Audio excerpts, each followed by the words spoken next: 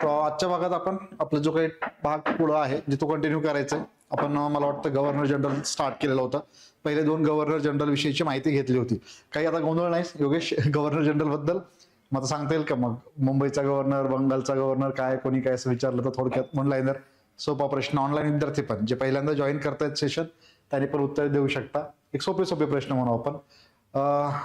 तुम्हीच सांगा, फरक सांगायचा आहे मला. म्हणजे बंगालचा गव्हर्नर आणि बंगालच्याच गव्हर्नर जनरल मधला फरक सांगा. हा हा मग दोन्हीतला फरक काय मग? म्हणजे त्याच प्रांताचा स्पेसिफिक बंगाल प्रांताचाच. ओके. हा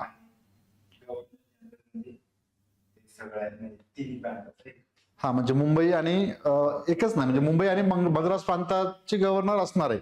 ओके. मुंबई मद्रास या प्रांताच्या गव्हर्नरवरती देखरेख ठेवायचं. बॉस थोडक्यात आपण त्याला बॉस म्हणू आपल्या भाषेमध्ये. गव्हर्नर जनरल म्हणजे या दोघांचा तो बॉस. हा राईट. जे काही इन्फॉर्मेशन वगैरे असणार आहे काय असेल तर प्रत्येकाला ब्रिटिश त्याच्यानंतर म्हणजे आढावा मुंबईमध्ये काय चाललं रे, मद्रासमध्ये काय चाललंय, बंगालला काय चाललंय हे न विचारता डायरेक्ट काय विचारणार ते कोणाला? बंगालच्याच गव्हर्नरला विचारणार. भाऊ तू सांग आम्हाला सगळं यांच्याकडनं माहिती घेऊन. आता आम्हाला काही तेवढा वेळ नाही, आम्हाला तर तेच कामं नाहीयेत, अजून दुसरीकडे जाऊन फोडाफोड करून राज्य करायचंय, हे त्यांचं धोरण होतं. ओके. मग यानुसार आपल्याला ते लक्षात ठेवायचं. तुम्हाला गव्हर्नर जनरल मधला फरक समजला. आणि पुढे मग आणखीन जे गव्हर्नर आपण पुढे पाहणार आहोत त्यानंतर मग भारताचा गव्हर्नर म्हणजे बंगालचा गव्हर्नर जनरल, मग त्यानंतर भारताचा गव्हर्नर जनरल पुढे आता येणारच आहे. तर हा टॉपिक व्यवस्थितरित्या कव्हर करायचा आहे आपला. आणि यानंतर ज्यावेळेस संपेल त्यानंतर मग त्याच्याविषयी त्यावरतीचे PYQ हे आपण पाहणार आहोत. त्याचं अनालिसिस थोडक्यात करायचं आहेच. त्या माध्यमातून आपल्याला प्रश्न कसे विचारले गेलेले आहेत आणि हा टॉपिक किती महत्वाचा आहे त्यावरती क्वेश्चन आगामी काळात विचारले कसे जातील यानुसार सर्व प्रश्न आपण सोडवलं की एक गुणासाठी आपल्याला एवढी धडपड करायची आहे म्हणजे गव्हर्नर जनरल. आणि यावरती क्वेश्चन असतो. त्यामुळे म्हणजे एक आपल्याला व्यवस्थित गुण मिळवण्यासाठी तयारी करायची या पार्टची. तर सुरुवातीला रॉबर्ट क्लाइव्ह, त्यानंतर वॉरेन हेस्टिंग्स यांच्याविषयीची माहिती घेतली. आजच्या भागात पुढील गव्हर्नर जनरल आपण स्टार्ट करूया बंगालच्याच. त्यानंतर कोण असतील आणि त्यांच्या कारकिर्दीतल्या काही ठराविक घडामोडी आपल्याला जाणून घेणं आवश्यक. आणि त्यातही एक प्रमुख बाबी आपल्याला फक्त नोट करायचे, लक्षात घ्या. म्हणजे अगदी इत्यंभूत माहिती घेण्याची आवश्यकता नाही, मात्र ज्या सेशनच्या माध्यमातून आपण जे काही कव्हर करतोय तेवढं नोट केला तरी ते सफिशियंट असेल. आणि तेवढंच रिव्हिजन करा आणि त्यातनंच तुम्हाला क्वेश्चन परीक्षेमध्ये पाहायला मिळतील. ओके. म्हणजे सुटसुटीत आपण काही महत्वाचे भाग तो कव्हर केला आहे.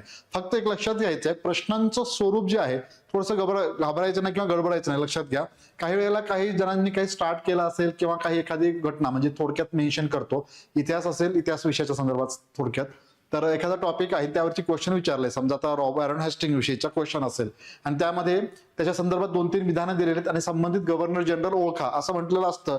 त्यावेळेस आपण जे माहिती इथे मेन्शन केलेली आहे त्यातले तुम्हाला 3 ते 4 स्टेटमेंट दिले असतील तर 2 ते 3 स्टेटमेंट यातले असणारच.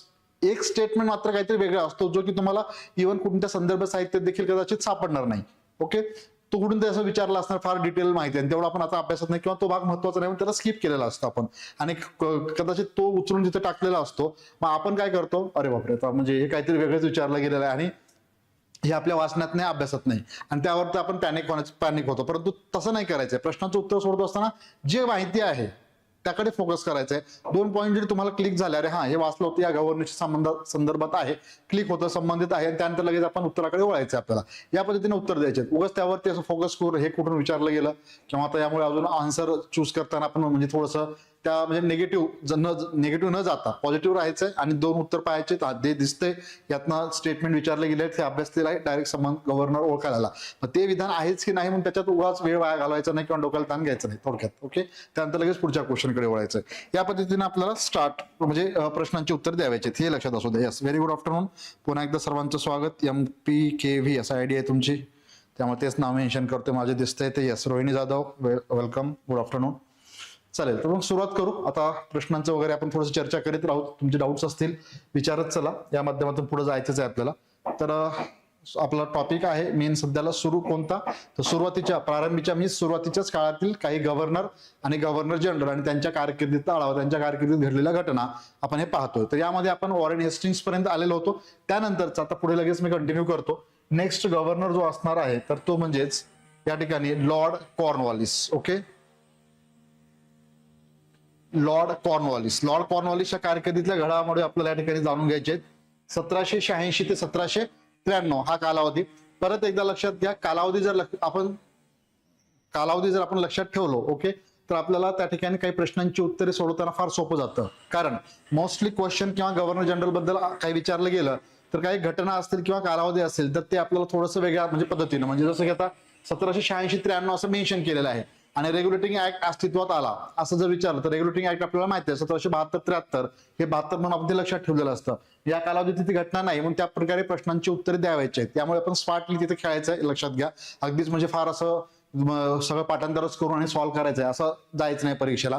थोडंसं स्मार्टली काही क्वेश्चन हँडल करायचे आणि ते जमलं की आपला रिझल्ट नक्की येतो. ओके, त्या पद्धतीने आपली प्रॅक्टिस आणि म्हणूनच सराव प्रश्न पुढील काळात तुम्हाला पाहायला मिळतील. क्लिअर. यानंतर मग लॉर्ड कॉर्नवॉलिस याच्याबद्दलची आपण थोडक्यात माहिती घेऊ.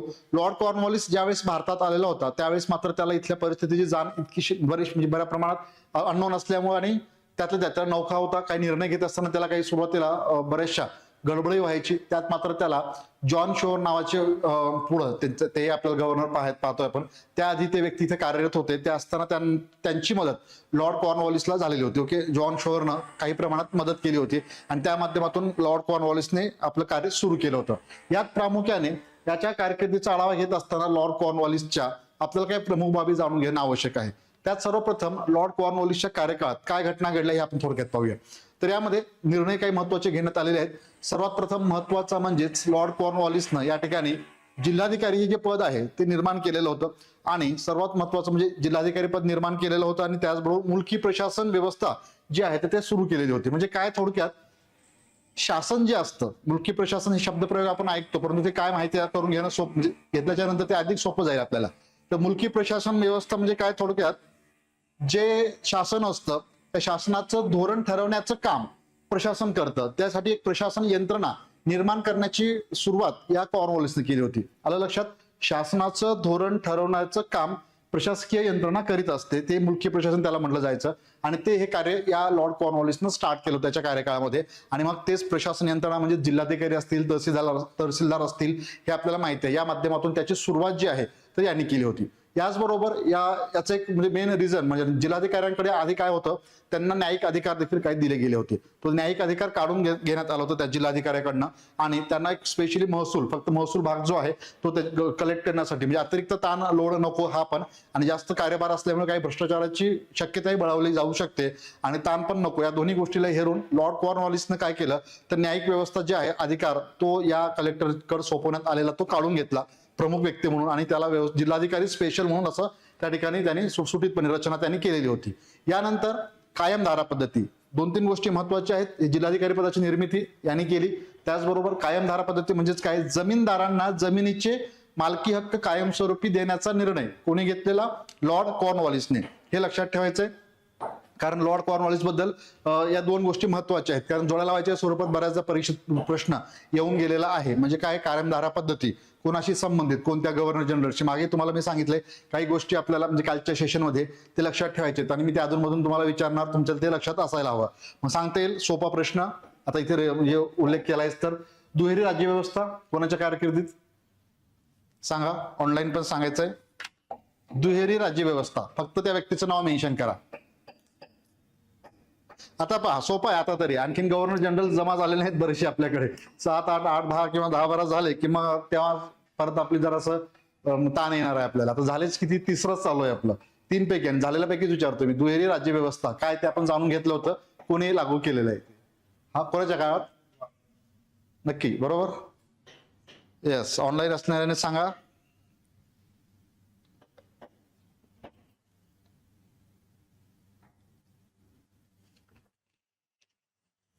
आठवतंय कालचं लेक्चर ऐकलंय तुम्ही व्यवस्थित. परीक्षेत विचारलं जातं काही ठराविक पॉइंट्स यांच्या कारकिर्दीतल्या महत्वाच्या घडामोडीचा आढावा घेतोयच, मात्र जे जास्त इम्पॉर्टंट आहेत ते. येस, रोहिणी जाधव यांचं उत्तर आलेलं आहे, अगदी बरोबर. Robert Clive. ओके, दुहेरी राज्यव्यवस्था आपण पाहिलं होतं सुरुवातीला. Robert Clive. वॉरेन हेस्टिंगच्या काळात काय, regulating act, Pitt's India act, हे वॉरेन हेस्टिंग्स लक्षात ठेवायचं महत्वाचं. मग आता लॉर्ड कॉर्नवॉलिस बद्दल जाणून घेतोय थोडक्यात. मुलकी प्रशासनाबद्दलची माहिती घेतली आपण. त्यानंतर जिल्हाधिकारी पदाची निर्मिती त्यांनी केली होती.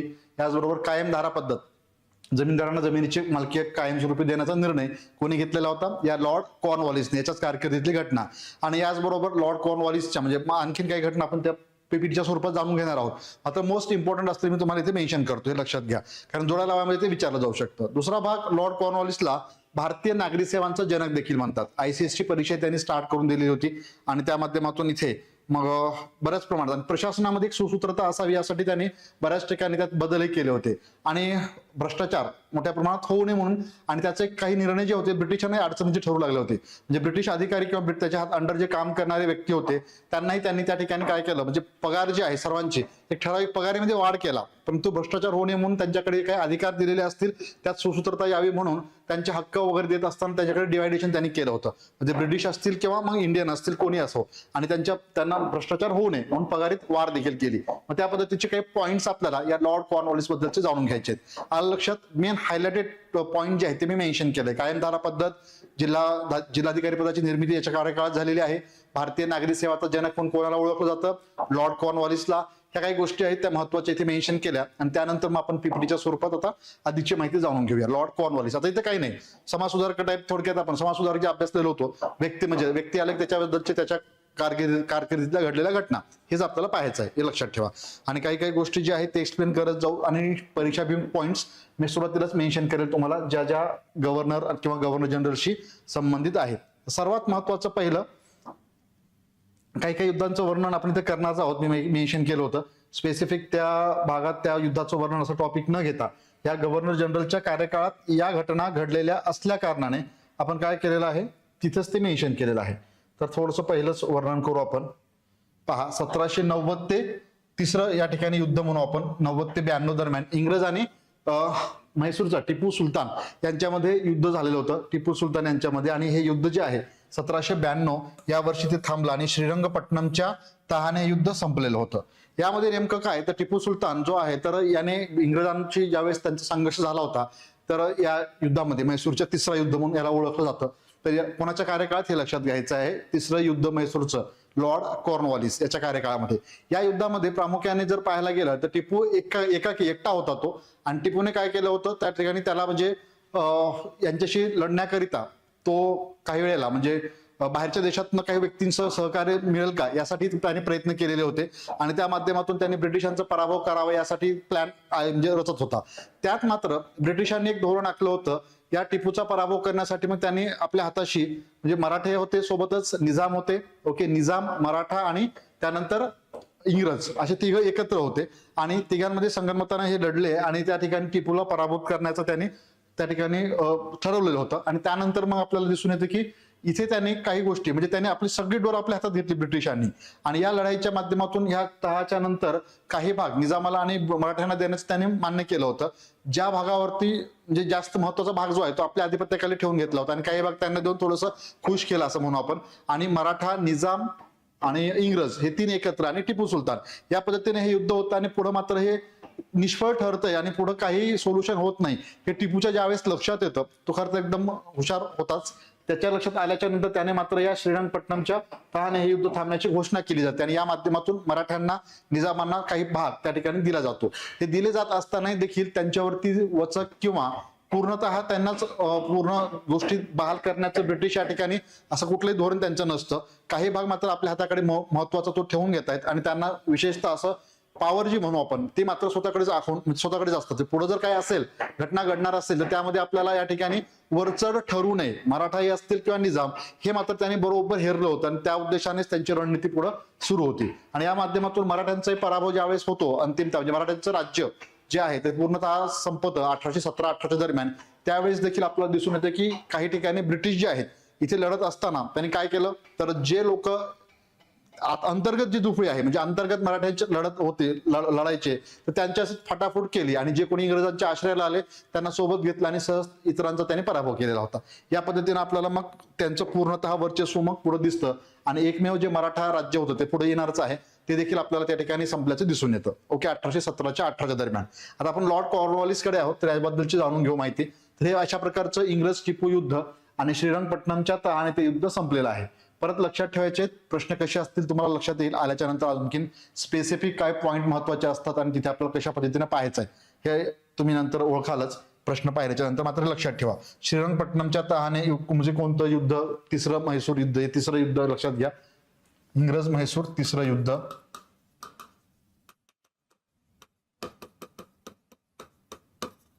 कोणाच्या कारकिर्दीत? लॉर्ड कॉर्नवॉलिस, हे लक्षात ठेवायचं आहे. हा एक महत्त्वाचा पॉईंट, त्यामुळे त्याला एक स्पेशल हायलाइट करून इथे आपण ते मेन्शन केलेलं आहे. पुढे जाणून घेऊ. हा मगाशी उल्लेख केलेला पॉईंट महत्वाचा, लॉर्ड कॉर्नवॉलिस आल्याच्या नंतर त्याने मात्र भारतात मुलकी नोकरशाहीची निर्मिती केलेली होती. ओके, मुलकी नोकरशाही म्हणजे काय थोडक्यात सांगितलं तुम्हाला आत्ताच. मुलकी प्रशासन असा पण त्याचा उल्लेख केला होता. मुलकी नोकरशाही म्हणजेच जे शासन आहे, ओके, शासनाचं धोरण ठरवण्याचं काम, यासाठी प्रशासनाची निर्मिती केली, प्रशासनाचं त्यावरती नियंत्रण असं म्हणू आपण थोडक्यात. आणि इथे काय होतं, मुलकी प्रशासनाच्या माध्यमातून म्हणजे थोडक्यात शासन जरी बदललं तरी त्या ठिकाणी प्रशासन यंत्रणा जी आहे ती कायमस्वरूपी असते. आता आपण पाहतोय सरकार बदलतं, मात्र प्रशासकीय अधिकारी कलेक्टर असतील किंवा तहसीलदार वगैरे ते कायमस्वरूपीच असतात, फक्त बदल्या वगैरे काय त्यांच्या ते होतात. आताच उदाहरण द्यायचं झाल्यास आपल्या लक्षात आलं असेल. या पद्धतीने त्याची सुरुवात जी आहे तर लॉर्ड कॉर्नवॉलिसने केली होती, ज्याला नाव मुलकी नोकरशाहीची निर्मिती म्हणून असं देण्यात आलेलं होतं. ओके, शासनाचं धोरण ठरवण्यासाठी प्रशासकीय यंत्रणा, त्याची निर्मिती. प्रशासनाच्या सोयीसाठी भारतीय प्रदेशाची त्यांनी काय केलं, मग नंतर जिल्हावार विभागणी केलेली होती. म्हणजे फार ते अडगळीचं ठरू लागलं होतं. त्यात डिवायडेशन केल्याच्या नंतर एक जिल्हा टाईप म्हणून मग त्या भागातनं कलेक्शन करणं वगैरे ते सोपं जाऊ लागलं, आणि याच कारणास्तव जिल्हावार विभागणी त्यांनी केली होती. मग त्या ठिकाणी मग पहिल्यांदा जिल्ह्याला जिल्हाधिकारी असावा असंही त्यांनी सुचवलं. कोणाच्या कार्यकाळात लक्षात घ्या, परत लॉर्ड कॉर्नवॉलिस. काही स्टेटमेंट असतील, संबंधित गव्हर्नर जनरल ओळखायला लागेल, त्यावेळेस मात्र या गोष्टी आपल्याला ध्यानात घेणं गरजेचं आहे. जिल्हाधिकारी हा जिल्ह्याचा प्रमुख. भारतात इंडियन सिव्हिल सर्व्हिसेस ICS ही परीक्षा सुरू करून त्यामार्फत त्यांनी सनदी अधिकाऱ्यांची निर्मिती केली. म्हणजे आताचं काय UPSC एक्झाम जे आपले IAS वगैरे आपण म्हणतो आपण, त्यावेळेस त्याने इंडियन सिव्हिल सर्व्हिस ICS हे नाव होतं, याची सुरुवात करून त्या ठिकाणी अधिकाऱ्यांची भरती सुरू केली. आणि त्यामुळे लॉर्ड कॉर्नवॉलिसला भारतीय नागरी सेवांचा जनक असं म्हणतात. हा महत्वाचा, ठीक आहे. ज्याप्रमाणे आपण काही पॉइंट्स पाहतोय तिथे परत एकदा, भारतीय नागरी सेवांचा जनक कोण असं विचारलं किंवा ऑनलाईन जर नसेल स्टेटमेंट असतील तर आपल्याला लक्षात घ्यायचं आहे लॉर्ड कॉर्नवॉलिस. काल मला वाटतं कोणीतरी एकाने क्वेश्चन पण केला होता शेवटी जाताना, त्याचं उत्तर तुम्हाला तिथे मिळालं असेल. ओके, नेक्स्ट गव्हर्नर जनरल मध्ये आपण ते पाहिलेलं आहे. याचबरोबर पुढे प्रशासनात सर्व उच्च पदे इंग्रजांसाठी त्यांनी काय केली, आरक्षित केलेली होती. तसेच भारतीयांना 500 पाऊंड वार्षिक वेतनापेक्षा कमी वेतनावरती नियुक्ती करण्याचा आदेश दिला होता. आता वेतन जे आहे ते ठराविकपणे त्यांनी कमी केलं. भ्रष्टाचार बंद करण्यासाठी, म्हणजे 500 पाऊंड वार्षिक वेतनापेक्षा कमी वेतनावर, आणि भ्रष्टाचार बंद करण्यासाठी कर्मचाऱ्यांच्या पगारात त्यांनी वाढ देखील करण्याचं सुचवलेलं होतं. ओके, म्हणजे जर तुम्ही पगार जर अधिकचा दिला गेला पहिलंच तर त्यामुळे कोणी भ्रष्टाचार करणार नाही असं त्याला अपेक्षित होतं. मात्र आताच्या काळात आपण किती पगार राहिले तरी भ्रष्टाचाराबद्दल न बोललेलं बरं. म्हणजे आपण ठामपणे ठोसपणाच्या बाबतीत पुरावे वगैरे सादर करण्यासाठी म्हणजे इथं अवघडच जाईल, परंतु आपल्याला माहिती आहे म्हणजे काय पद्धतीने कशा प्रकारे काय कार्यभार चालतो वगैरे बऱ्याच ठिकाणी, म्हणजे असं एकदम पारदर्शक चालतो काय नाही याबद्दल मात्र आपल्याला शंकाच निर्माण होते बऱ्याच अंशी. मात्र ते करू नयेत म्हणून आता जर पगार वाढ झाली किंवा आता बऱ्याच ठिकाणी भरमसाठ पगार आहेच बऱ्याच लोकांना, परंतु त्यात एक स्वच्छ प्रशासनाची कमतरता आजही भासते आपल्या अवतीभोवती, आणि त्यासाठीच तुम्हाला प्रयत्न करायचे. ओके, इथून येणारे कोणी अधिकारी जाणार असाल तर त्या ठिकाणी फक्त एक चांगला मोबदला मिळतो किंवा ज्या प्रशासनात किंवा शासनाच्या नोकरीत गेलं की काहीतरी चांगलं आपल्याला म्हणजे 4 पैसे जास्त अधिकचे मिळतात, डायरेक्ट बोलायचं म्हणजे, तर इथून आपली सुरुवात होते. ही मानसिकता घेऊन परीक्षेची तयारी नाही करायची, लक्षात घ्या. आधी आपल्याला या ठिकाणी व्यवस्थित स्वच्छ प्रशासन कशा प्रकारे काम केलं जातं याचं एक उदाहरण देण्याकरिता या परीक्षेची तयारी करून त्यात तुम्ही यावं असं अपेक्षित आहे. ओके, तर यात भ्रष्टाचार होऊ नये यासाठी पगारात त्यांनी वाढ करण्याचं सुचवलेलं होतं. पुढं काही पॉइंट्स परत त्याच पद्धतीने, संचालक मंडळाच्या नातेवाईकांना पहिलं काय व्हायचं, आपले कोणी रिलेटिव्ह असतील त्यांना एखादं पद वगैरे दिलं जायचं, तो प्रकार त्याने बंद केला होता.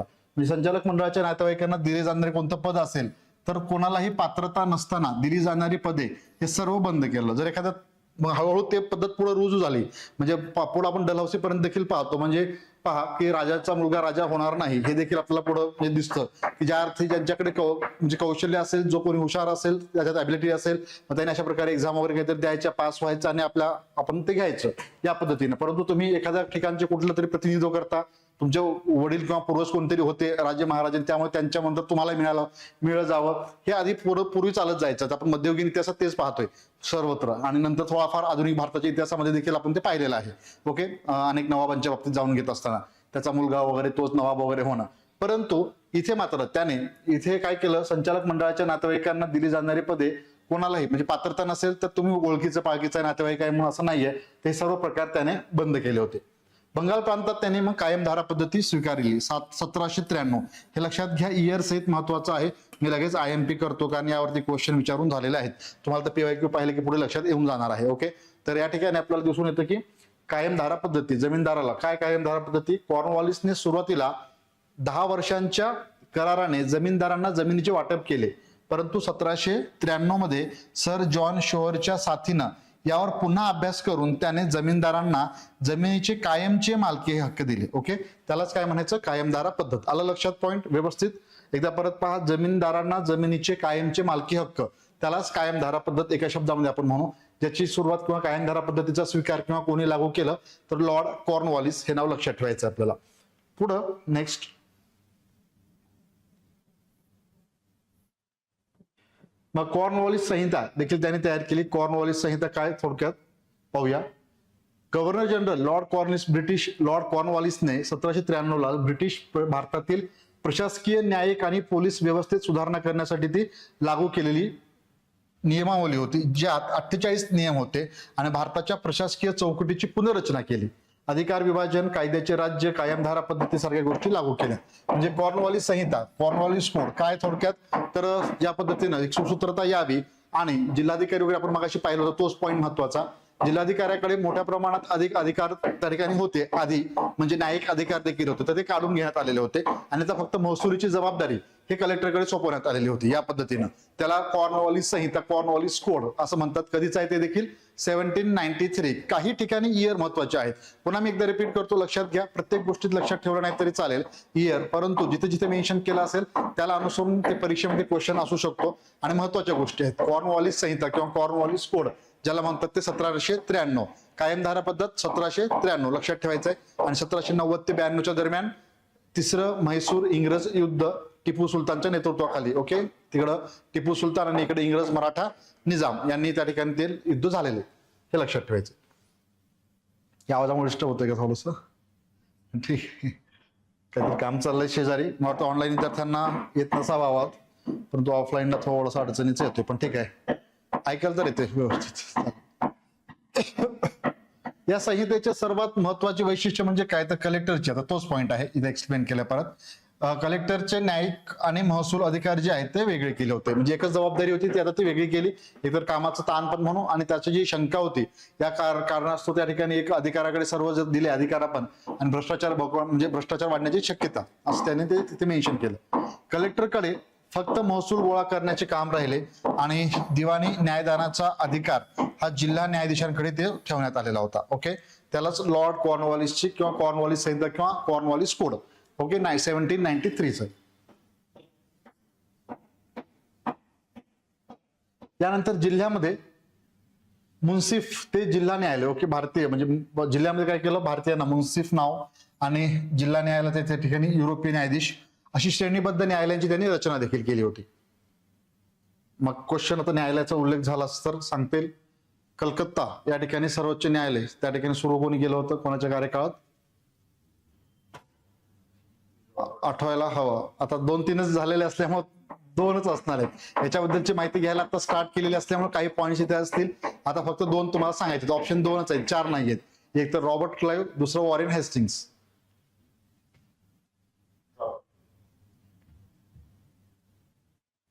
पहा, सर्वोच्च न्यायालय काल वाचलंय का, थोडस रिवाइज केलं किंवा वाचलं असेल, अभ्यासला असेल रिपीट परत, तर ते लक्षात राहील.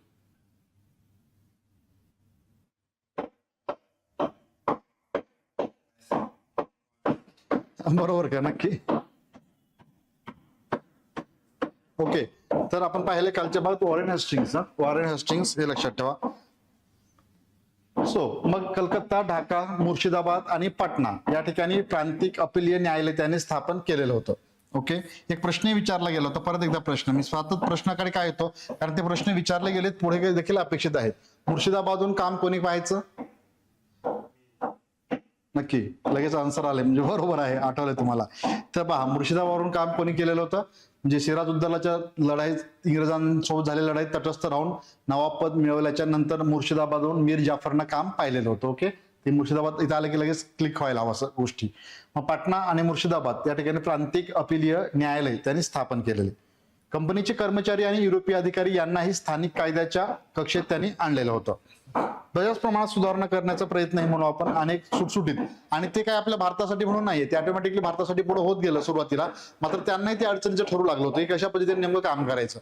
त्यात सुसूत्रता आली की सगळ्यांकडनं, समजा असं कलेक्टर असेल किंवा न्यायाधीश असेल तर त्याला त्याच्यावर स्पेसिफिक त्याला विचारणार, त्याच्याच कामानुसार होणार. मग कलेक्टरला काय बाबा किती गोळा झाला, महसूल बिसूल काय नाही, मग तेवढंच विचारणार. मग तेही काम त्याच्याकडेच, आणि न्यायालयाचे काही कोणाचा निर्णय असेल ते खोळंबला असेल तेही त्या एकाच व्यक्तीला विचारायचं. यामुळे मात्र त्या ठिकाणी कामी जी बरीचशी तात्काळ निर्णय वगैरे आहेत तसंच खोळंबून राहायची, आणि त्यानुसार ते अडचणीचं ठरू लागलं होतं त्यांना सुद्धा. ओके, म्हणून त्याने एक सुटसुटीत असं करण्याचा प्रयत्न केला होता. त्यानंतर हा पॉईंट, यस, स्थानिक कायद्याच्या कक्षेत सगळ्यांना ते आणलेले. पुढं, फौजदारी न्यायदानातून जमीनदारांचे अधिकार काढून घेऊन पोलीस ठाणी स्थापन केली आणि त्या ठिकाणी त्यांनी दरोगाची नियुक्ती केली. आता पॉईंट असा स्पेशल हायलाइट करून ते घेतलेला आहे. रिझन एकमेव स्टेटमेंट देऊन संबंधित परत एकदा गव्हर्नर जनरल ओळखा म्हणतील. लक्षात घ्या, पोलीस ठाणी स्थापन केली, दरोगाची नियुक्ती केली. कोणी तर इथे कॉर्नवॉलिस. ही संहिता म्हणजे लॉर्ड कॉर्नवॉलिसची संहिता किंवा कॉर्नवॉलिस कोड 1833 पर्यंत ती प्रभावित होती, आणि तिने ब्रिटिश भारताच्या प्रशासकीय रचनेचा पाया देखील घातलेला होता 1833 पर्यंत. Okay, yes yes. नंतरचा गव्हर्नर जनरल आहे जॉन शोर. ओके, नेक्स्ट वर जॉन शोर बद्दल थोडक्यात 2-3 गोष्टी महत्वाच्या आहेत. तर 1793 ते 1798, 1793चा चार्टर ऍक्ट आहे तो लक्षात ठेवायचा आहे. जॉन शोर बद्दल चार्टर ऍक्ट याबद्दल विचारलं जाऊ शकतं. काही महत्वाचे कायदे पाहतोय आपण. त्यामध्ये कायद्यामध्ये आपल्याला ब्रिटिश गव्हर्नर जनरल आहेत त्यांच्याच कार्यकाळामध्ये काही निर्णय घेण्यात आलेले आहेत ते जाणून घेणं आवश्यक. तर जॉन शोरच्या कार्यकाळात चार्टर ऍक्ट काय ते समजावून घेऊ. तर थोडक्यात आतापर्यंत काय होतं, कंपनीच्या स्वरूपात कार्यभार सुरू होता, बरोबर. कंपनीला व्यापारासाठी मोठ्या प्रमाणात तिथे सूट मिळाली होती आणि त्यांच्यानुसार ते सर्व काही सुरू होतं. मात्र आता ब्रिटिशांची राजकीय सत्ता त्यांना इथे प्रस्थापित करण्याचा त्यांचा मानस आता काही लपून राहिला नव्हता, आणि त्यामुळे त्यांनी या चार्टर ऍक्ट 1793च्या या जॉन शोरच्या कार्यकाळामध्ये या 1793च्या चार्टर ऍक्ट नुसार कंपनीसाठी एक नवीन नियमावली सुटसुटीतपणे नियमावली नवीन जारी केली. इंग्रज मराठा युद्ध 1803 ते 1805 कोणाच्या कालावधीमध्ये, लॉर्ड वेलस्ली. ओके, ब्रिटिश प्रभावाबाहेर थोडक्यात युद्धाची माहिती घेऊ. याबद्दलची माहिती मराठा इंग्रज युद्ध असल्या कारणाने बाकीच्या बद्दल थोडंसं एक्सप्लेन केलेलं आहे आपण. ओके,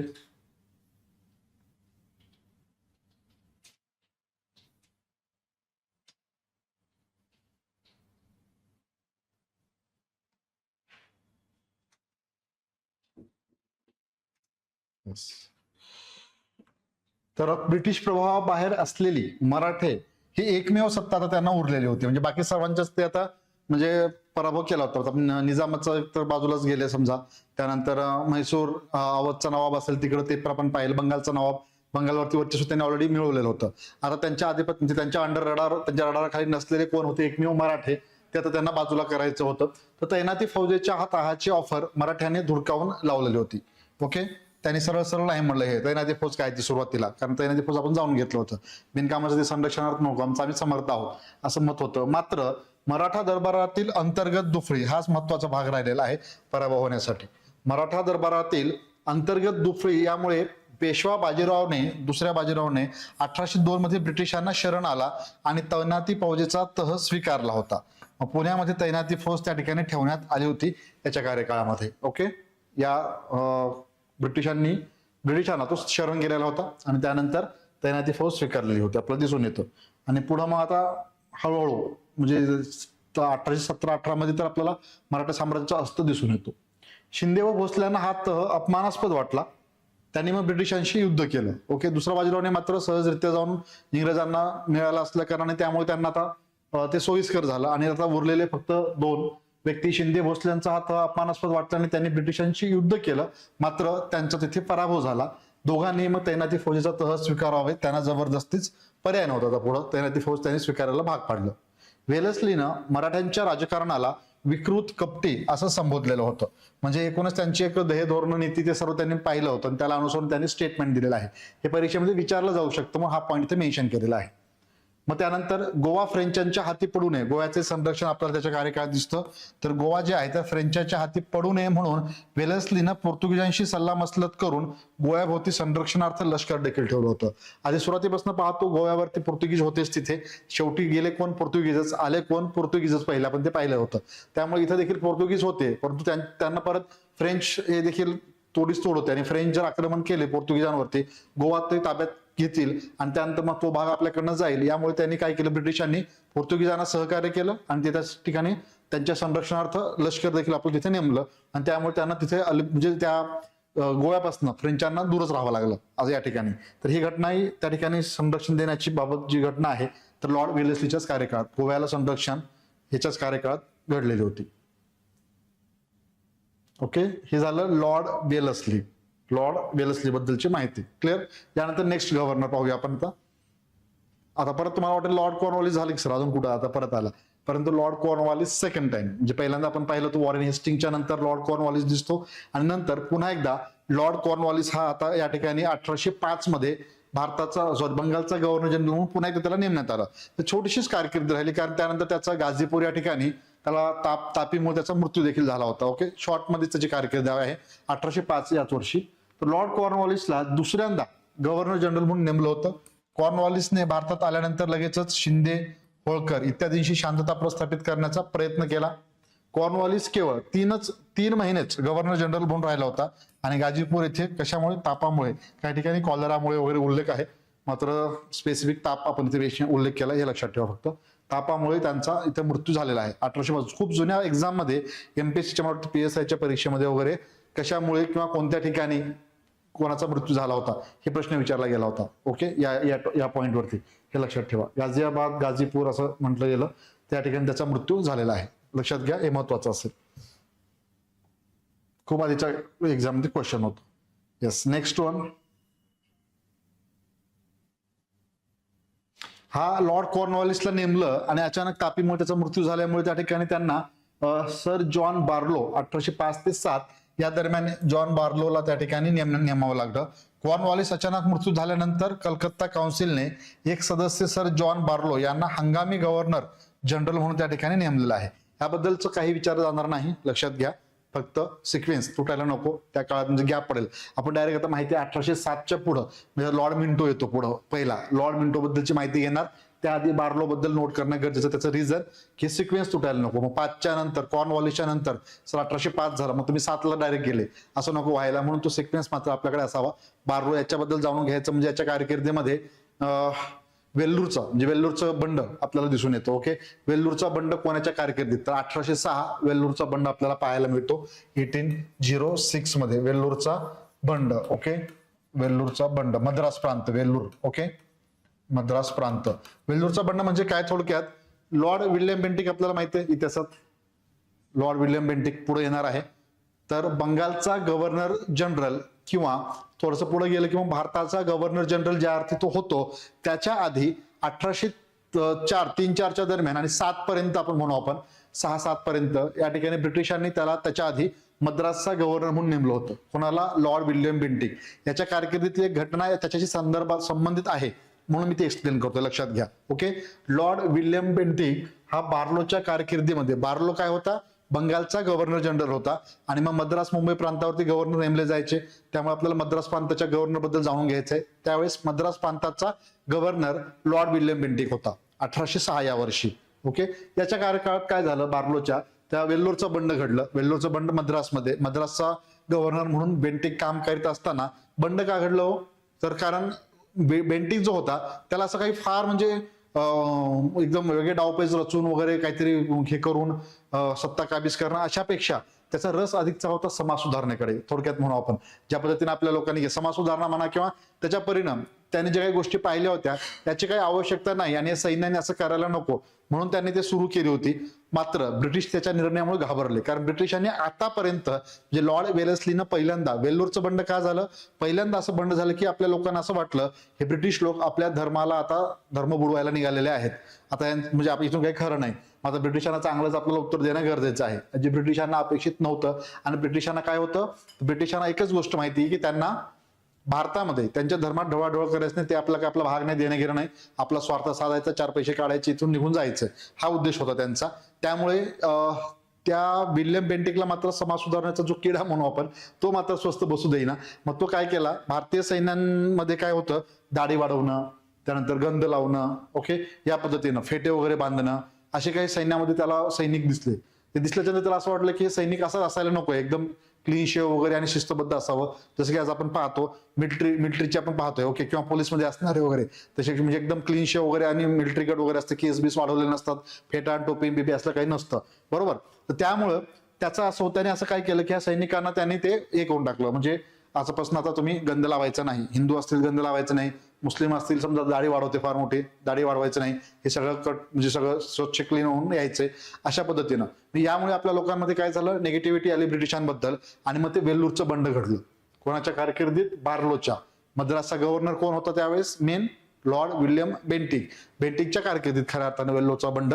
परंतु जर प्रश्न कन्फ्युजन करायला विचारला जाऊ शकतो, हे लक्षात घ्या. वेल्लोरचं बंड झालं त्यावेळेस बंगालचा गव्हर्नर कोण, बार्लो, हे लक्षात घ्यायचंय. बेंटिक नाही, बेंटिक कुठला होता, मग मद्रासचा होता, यात मात्र गडबडायला नको, ओके. मग त्या लोकांना हे बंड करून उठले, बंड दडपून टाकण्यात आलं, आणि मोठ्या प्रमाणात काही सैनिकांना मारण्यात पण आलेलं होतं. इथपर्यंत ते हे झालं, आणि त्यानंतर मात्र धर्मावरती घाला म्हणून आपले लोक हे पेटून उठतील आणि आपल्याला काही खरं करणार नाहीत आपलं, हे ब्रिटिशांना कुठं मनात भीती होती. आणि त्यामुळे म्हणले या विल्यम बेंटिकला, बाबा तुझं काम, तुझं सुधारणावादी धोरण तू नको, तुला कोण कर म्हणले अगं छानपणा, म्हणजे आपल्या भाषेत सांगायचं, हे असलं काही करत बसू नको, जे काही काम आहे ते कर, दाढीच वाढवू नको, गंधच लावू नको, हे तुला कोण सांगितलं करायला. मग त्याला असं वाटलं की नाही, आपण काहीतरी करण्याचा प्रयत्न करावा वेगळ्या पद्धतीनं. तो निर्णय घेत होता, परंतु त्याला त्यांनी उचललं मद्रासवरनं, आता तुझं बस झालं का म्हणलं भारतातलं, आणि परत बोलून घेतलं त्याला. पण अगदी म्हणजे मनाने वगैरे स्वच्छ असलेला, चांगला विचार करणारा तो असल्या कारणाने मग त्याची पुन्हा वर्णी बंगालच्या गव्हर्नर जनरलपदी नेमणूक केली गेली होती. तिथे गेल्यानंतर त्याची सुधारणावादी वृत्ती बदलली नाही. एक मोठी घटना आपल्याला दिसते, कोणती, पुढं विल्यम बेंटिक गव्हर्नर जनरल असताना सतीबंदीचा कायदा, ओके, 1829 राजाराम मोहन राय यांच्या पुढाकारानं आपल्याला पाहायला मिळतं. ते आपण बेंटिकच्या कारकिर्दीत पाहूच. मात्र सुधारणावादी धोरण जे आहे तर ते त्याचं बदललं नाहीच. थोडक्यात आपण उदाहरण द्यायचं म्हणजे कुत्र्याचं शेपूट वाकडं ते वाकडं म्हणतोय, परंतु काही चांगल्या गोष्टी करण्याचा प्रयत्न त्यांनी पुढील काळात केला होता. आणि सती प्रथा जी आहे, जी प्रथा होती ती फार डेंजर होती त्या काळामध्ये, आणि ती बंद करण्याचा महत्वपूर्ण निर्णय कायदा 1829चा त्यांनी त्या ठिकाणी लागू केला होता. ते आपण तिकडे जाणून घेऊच. तर बार्लोच्या निमित्त हे आपल्याला सांगायचंय की 1805 ते 7 या दरम्यान सर जॉन बार्लो हे आपल्या बंगालचं गव्हर्नर जनरल, आणि त्यानंतर मग हे वेल्लोरचं बंड, असं मेन्शन केलेलं आहेच, मला वाटलं हा पॉईंट नाहीये. आता एक्सप्लेनेशन मी ऑलरेडी केलेलं आहे, फक्त आपण थोडंसं रीड करून पुढे जाऊ. तर वेल्लोरचे बंड 1806 हा कालावधी. बार्लोच्या काळात वेल्लोर येथील भारतीय शिपायांनी बंड केले होते. वेल्लोर मद्रास भागामध्ये वेल्लोर लष्कराचा कमांडर सर जॉन क्रॅडॅक यांनी विल्यम बेंटिकच्या संमतीने वेल्लोरच्या सैनिकांवरती काही बंधने घातलेली होती, ओके. तत्कालीन मद्रास गव्हर्नर विल्यम बेंटिक मद्रासचा गव्हर्नर देखील राहिलेला आहे. पहिलं आपण याला लक्षात का ठेवतो लक्षात, भारताचा पहिला गव्हर्नर जनरल म्हणून, अख्ख्या भारताचा पहिला गव्हर्नर जनरल. तिथे कन्फ्युजन नाही, लागलं लक्षात. 1833च्या कायद्यानुसार पुढे आणखीन आला नाही, ते पुढे येणार आहे. मी तिथे आणखीन एक वेळेस ते मॅपद्वारे तुम्हाला एक्सप्लेन करेलच. आपण कालच्या सेशनमध्ये पाहिलेलं होतं त्या पद्धतीनं. इथे लक्षात घ्या, इथे काय विल्यम बेंटिकचा पहिला संबंध आलेला होता 1806 मध्ये वेल्लोरच्या बंडाच्या निमित्त मद्रासमध्ये त्याचा एक प्रकाश तो आला असं म्हणू आपण. आणि त्या ठिकाणी सर जॉन क्रॅडेक नावाचे व्यक्ती कमांडर होते, ते वेल्लोर लष्कराचा कमांडर असलेले. त्यांच्या अंडर त्या ठिकाणी विल्यम बेंटिकच्या ऑर्डरनुसार क्रॅडकनं त्या ठिकाणी वेल्लोरच्या सैनिकांवरती काही बंधने घातली. बंधने काय, तर थोडक्यात दाढी वाढवण्यास मनाई, ओके. त्यानंतर गंध लावण्यास, सैनिकांमध्ये गंध लावण्यास मनाई, ओके. त्यानंतर फेटे बांधण्यास मनाई. थोडक्यात काय, तर तिन्ही धर्माचं आलं इथे. दाढी म्हणजे मुस्लिम सैनिक असायचे, त्यांची दाढी वाढवून असायची. गंध लावायचा असेल तर हिंदू धर्माचं आलं. फेटे म्हणजे आपल्याला शिखाचे दिसत आहेत तुम्हाला, ओके, फेटे वगैरे बांधून असायचे. त्या सर्वांचं म्हणजे तिन्ही ही ज्या गोष्टी होत्या त्यावरती बंधने लादली होती 1806 मध्ये. मात्र धर्मात ढवळाढवळ होईल आणि पुढे चालून या ठिकाणी भारताचा रोष पत्करावा लागेल म्हणून ब्रिटिशांनी मद्रासच्या गव्हर्नरवरनं उचलबांगडी करून त्याला परत आपल्या देशात बोलून घेतलं होतं. कोणाला, विल्यम बेंटिकला. नंतर तो आल्याच्या नंतरची कारकीर्द वगैरे आपण नंतर जाऊन घेऊ. इथं फक्त बार्लोच्या कारकिर्दीत ही घटना घडल्यामुळे आपण ते मेन्शन केलेलं आहे.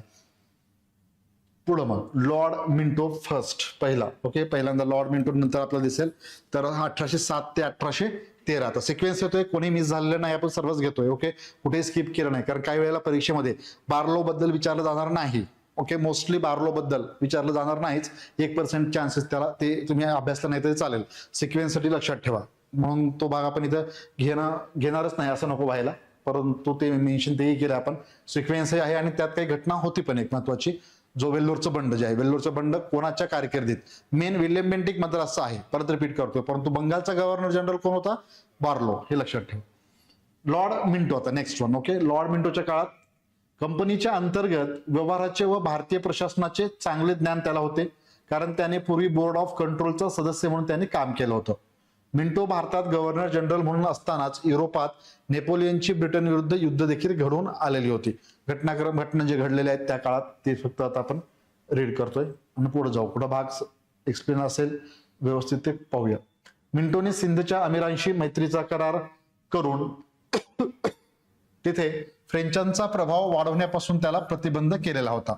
1809 मिंटोने चार्ल्स मेटकॉफ यास पंजाबच्या रणजित सिंहाच्या दरबारात पाठवून त्याच्याशी मैत्रीचा करार केला, ज्याद्वारे सतलज नदीला कंपनी व पंजाब मधील सीमा समजण्यात आलेलं होतं. ओके, थोडक्यात तिकडं पण पंजाबमध्ये आता थोडंसं गेल्याचं दिसतं आपल्याला. आणि मेटकॉफ, चार्ल्स मेटकॉफचं पुढे हे वर्णन येईलच आपल्याला. भारताचा पुढे गव्हर्नर जनरल असेल चार्ल्स मेटकॉफ, वृत्तपत्रांचा मुक्तीदाता म्हणून त्याला ओळखलं जातं. बंधने वगैरे उठवलेली होती वृत्तपत्रांवरती, तर त्याला त्याने इथे पाठवलं होतं पंजाबच्या रणजित सिंहाच्या दरबारात पाठवून मैत्रीचा करार. ओके, कोण? मिंटो, ज्याद्वारे सतलज नदीला कंपनी व पंजाब मधील सीमा समजण्यात ते आलेलं होतं. क्लिअर? येस. त्यानंतर महत्वाचा आणि लास्ट एक्झाम मध्ये कंबाईन ग्रुप बी का ग्रुप सी पेपर आहे, पाहून घ्या लगेच, तुम्हाला पाहायचं असेल तर. त्यामध्ये प्रश्न विचारलेला आहे. ओके, यावर्षी किंवा लास्ट इयरचा क्वेश्चन पेपर मध्ये तुम्हाला दिसतो लॉर्ड हेस्टिंग बद्दल, पेंढाऱ्यांच्या बद्दल विचारलं होतं. पेंढाऱ्यांचा, ओके, पेंढाऱ्यांचा बंदोबस्त कोणी केला किंवा स्टेटमेंट होतं, संबंधित गव्हर्नर जनरल ओळखायचा होता, तरी ह्याच्याच कारकिर्दीत आहे. तो पॉइंट्स देखील आपल्याकडे पण आहेत, आता आपण नोट करू आणि परीक्षा जे आहे याच्याबद्दल जाणून घेतो. लॉर्ड हेस्टिंग्स 1813 ते 1823 याच्या काळात काय झालं? इंग्रज नेपाळ युद्ध आपल्याला दिसून येतं, इंग्रज नेपाळ युद्ध, आणि त्यामध्ये नेपाळचा पराभव झाल्याचं आपल्याला पाहायला मिळतं. आणि हा पराभव केल्यामुळे नेपाळचा त्याला मार्क्स ऑफ वेस्टिंग्स असं म्हणण्यात येऊ लागलं. मार्कवेस किंवा marks of Lord Hastings plus marks of Hastings, म्हणजे थोडक्यात काय त्याच्या शब्दाचा अर्थ होतो, तर त्याला ब्रिटनमध्ये उमराव या नावानं ओळखलं जाऊ लागलं. उमराव म्हणजेच काय? आपल्याकडे उमराव म्हणजे थोडक्यात सरदार. ओके, सरदार म्हणून असं त्याला उपाधी त्या ठिकाणी दिली गेली. उमराव म्हणून त्याचं नाव म्हणजे गवगवा करण्यात आलेला होता. थोडक्यात त्याला इंग्रजीमध्ये मार्क्वेस ऑफ हेस्टिंग्स असं म्हणण्यात येऊ लागलं होतं. आणि त्याला म्हणजे मोठ्या प्रमाणात त्याचा उदो होतो, थोडक्यात सांगायचं म्हणजे, या निमित्त या लॉर्ड हेस्टिंग्सचा करण्यात आला होता. याच दरम्यानच्या काळात काय झालं? 1813 ते 23 मध्ये थोडक्यात भारतातली घडी विस्कटण्याचा प्रकार काही ठिकाणी सुरू होता. तो कशा पद्धतीने आता हँडल करेल हे मात्र त्या ठिकाणी ब्रिटिशांनाही देखील थोडंसं अवघड वाटलं, आणि हा कितपत तिथे टिकेल हे मात्र त्यात तेही कन्फ्युजन होते. थोडंसं सुधारणावादी बदलाचा काळ वाहत होता या दरम्यान, आणि त्यामध्ये काही म्हणजे बंडही करून उठत होते. सुरुवातीला मद्रास प्रांतात आपण पाहिलं वेल्लोरचं बंड, थोडक्यात आणखीन हळूहळू प्रमाणात पुढे काळामध्ये भारतीय लोकांकडनं काहीतरी मोठ्या प्रमाणात घडलं, आणि मग इथे याला सांभाळता येणार नाही असं वाटलं. मात्र उलट यांनी चांगल्या प्रकारे शिस्तबद्ध कार्यक्रम म्हणजे कार्यभार सांभाळला होता. आणि याची तुलना जी आहे तर लॉर्ड वेलेस्ली सोबत करण्यात आली होती. का? तर लॉर्ड वेलेस्लीनं लष्कराच्या माध्यमातून ती घडी बरोबर बसवली होती, तैनाती फौजेच्या माध्यमातून. ओके, लष्करावरती नियंत्रण प्रस्थापित केलं होतं. तर राजकीय नियंत्रण प्रस्थापित करण्यास हा तरबेज होता, आणि म्हणून राजकीय व्यवस्थितरित्या प्रस्थान किंवा प्रशासनाची व्यवस्थित घडी बसवण्याचा कारभार यांनी त्या ठिकाणी व्यवस्थित केल्यामुळे लॉर्ड हेस्टिंगची तुलना लॉर्ड वेलेस्लीशी केली गेली होती. ओके, तर हेस्टिंग्स बद्दल काही गोष्टी जाणून घेऊ. याचबरोबर याच्याच कार्यकाळात 2-3 घटना जाणून घेत असताना इंग्रज नेपाळ युद्ध झालं. मराठा इंग्रज शेवटचं आणि अखेरचंच तिसरं युद्ध पार पडलं होतं याच्या काळात, आणि मराठ्यांचा अस्त असं म्हणू आपण त्यानंतर, आणि ब्रिटिशाचं साम्राज्य तर सगळीकडे आपल्याला पाहायला मिळतं यानंतर. ओके, मग आणखी एक घटना, पेंढाऱ्यांचा बंदोबस्त त्यांनी केला होता. पेंढारे, आपल्याकडे पेंढारे म्हणलं जायचं, आणि उत्तर भारतात त्याला पिंडारी म्हणतात पहा, पिंडारी किंवा पेंढारे. तर पेंढारे काय करायचे? तर लुटमार करून त्या ठिकाणी पैसे गोळा जमा करणे हे त्यांचं काम होतं सुरुवातीला. त्यानंतर त्याने मराठ्यांशी थोडंसं संबंधित त्यांचे काही आपल्या घडामोडी दिसून येते. मराठ्यांना लागून त्या ठिकाणी ब्रिटिशांविरुद्ध लढल्याचे काही गोष्टी आहेत आणि ब्रिटिशांना त्रास देण्याचं काम त्यांनी केलं होतं. या सर्व गोष्टींमुळे ब्रिटिश वैतागले होते आणि त्यामुळे लॉर्ड हेस्टिंग्सनं या पेंढाऱ्यांचा बंदोबस्त केला होता. आमिर खान, करीम खान आणि आमिर खान हे प्रमुख नेते होते पेंढाऱ्यांचे. ओके, करीम खान, आमिर खानचं नाव आलं लक्षात ठेवा. आमिर खान म्हणजे आताचा आमिर खान नाही, त्यावेळेस लक्षात ठेवायचे. करीम खान, आमिर खान हे महत्वाचे व्यक्ती जे पेंढाऱ्यांचे प्रमुख होते. त्यांना त्यांच्यापुरतं काही भाग मर्यादित त्यांना देऊन टाकला होता. ह्या भाग घ्या तुम्ही आणि गप्प बसा, जास्त वळवळ करू नका, थोडक्यात सांगायचं. म्हणजे तुम्ही त्यानंतर मध्ये जर काही लोडबोड केली नाही, मग आम्हाला व्यवस्थितरित्या बाकीच्यांचा बंदोबस्त करता येईल, तुमच्या अंडर जे कोणी असणार आहेत ते. आणि त्या पद्धतीनेच आपल्या एखाद्याला म्हणजे राजस्थान मधला थोडासा भाग दिला गेला, एक भाग बाकीच्याला दुसरीकडचा भाग देऊन त्याला शांत बसवलं गेलं या करीम खान, आमिर खानला. आणि त्यानंतर लॉर्ड हेस्टिंग्स खऱ्या अर्थाने पेंढाऱ्यांचा बंदोबस्त करताना दिसतो.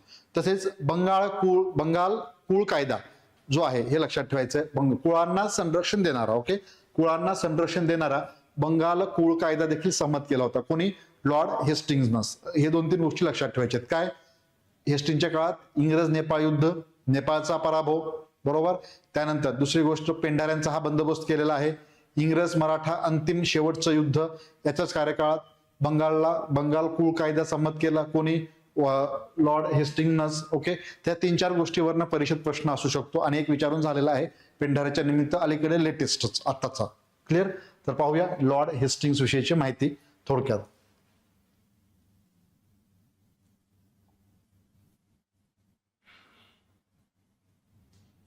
इंग्रज नेपाळ युद्ध, नेपाळचा पराभव 1816 या वर्षी. त्यामुळे नेपाळवरील विजयामुळे त्याला मार्क्वेस ऑफ हेस्टिंग्स किंवा मार्क्स ऑफ हेस्टिंग असं म्हणण्यात येऊ लागलं होतं. त्यालाच उमराव असं म्हटलं जातं. थोडक्यात त्याचाच अर्थ काय होतो? थोडक्यात सरदार ही उपाधी त्याला ब्रिटनमध्ये देण्यात आली होती. ब्रिटनमध्ये मार्क्सफेस ऑफ हेस्टिंग्स म्हणलं जायचं. मी तुम्हाला इथलं आपल्या भाषेत सांगितलं. ओके, लक्षात घ्या नेमकं काय अर्थ त्याचा. मार्क्सफेस ऑफ हेस्टिंग म्हणजेच काय, त्याला संबोधलं जाऊ लागलं. इंग्रज नेपाळ युद्ध, त्यात नेपाळचा पराभव करण्यात महत्वाची भूमिका या लॉर्ड हेस्टिंग्सची आपल्याला दिसून येते.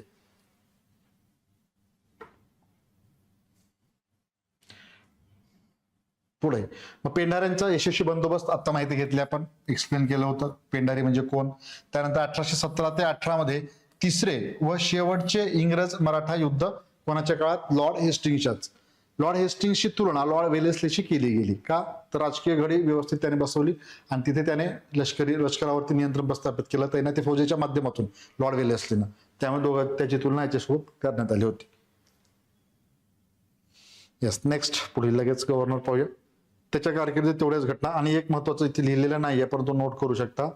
कुळांना संरक्षण देणारा बंगाल कुळ कायदा संमत केला. ओके, बंगाल कुळ कायदा संमत केला. कोणी? लॉर्ड हेस्टिंग्सनं. हे 2-3 गोष्टी बस, याविषयीचे क्वेश्चन आलेच तर हे महत्वाचं. मग 1823 ते 28 डायरेक्ट आपण 1828 ला नाही गेलो, कारण 1828 ला आपल्याला लॉर्ड विल्यम बेंटिक बद्दल माहिती घ्यायची आहे. परंतु त्याआधी लॉर्ड एमहर्स्ट असं आहे नाव त्याचं. 1823 ते 1828 हा कालावधी लॉर्ड हेस्टिंग्सच्या नंतर. थोडक्यात जाणून घेऊ. हेस्टिंग्स व एमहर्स्ट यांच्या दरम्यान थोडासा कालावधी पुरतं हंगामी गव्हर्नर जनरल म्हणून काम केलं होतं लॉर्ड हेस्टिंग्स. आणि हे म्हणजे हेस्टिंग्स गेल्याच्या नंतर आणि हा येण्याच्या आधी थोडासा कालावधी जो मिळाला होता, त्यावेळेस हंगामी गव्हर्नर जनरल म्हणून ऍडम नावाचा गव्हर्नर जनरल होता, त्याने थोडंसं काम केलं.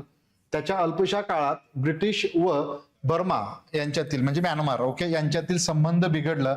दरम्यान पूर्ण वेळ गव्हर्नर जनरल म्हणून एमहर्स्ट भारतात आला का लक्षात? ही घटना काय?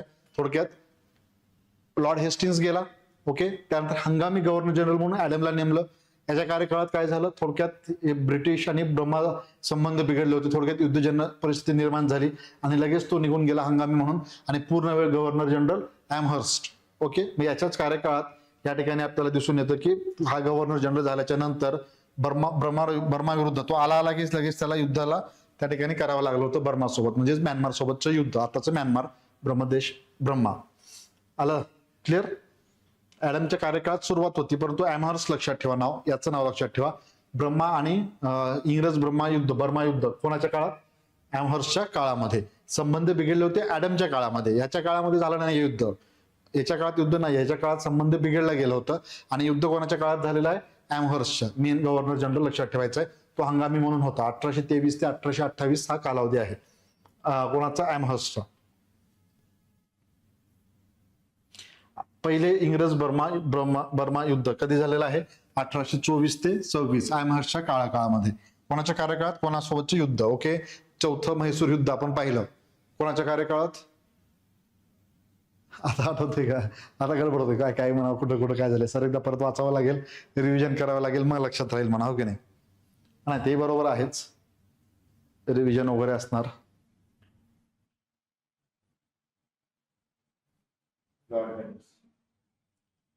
हा, वेलस्ली चौथं युद्ध, बरोबर का? इथं असं आपण मागे जाऊ, थांबा. मला तुमच्या म्हणजे तुमचा प्रश्न पडल्यामुळे माझं झालं. चौथं कर्नाटक युद्ध आपण इथेच पाहिलं ना, वेलस्लीच होता. इंग्रज मराठा युद्ध झालं होतं, बरोबर. म्हैसूरचं युद्ध, चौथं युद्ध, वेलस्ली, लॉर्ड वेलस्ली.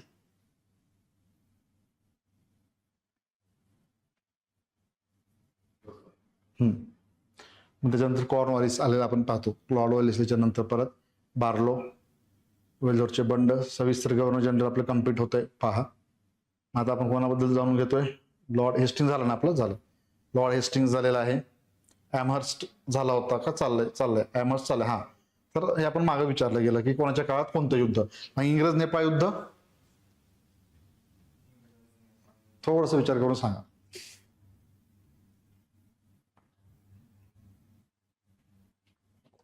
आत्ताच पाहिले, याच्या आधीचा कोण आठवण्याचा प्रयत्न करा. ॲमहर्स्टच्या आधी 1813 ते 23 लॉर्ड हेस्टिंग्स. ओके. इंग्रज नेपाळ युद्ध, मराठ्यासोबतचं अंतिम युद्ध, बरोबर. बंगाल कुळ कायदा, पेंढाऱ्यांचा बंदोबस्त, लॉर्ड हेस्टिंग्स. क्वेश्चन आलेला आहे पेंढाऱ्यांचा बंदोबस्त.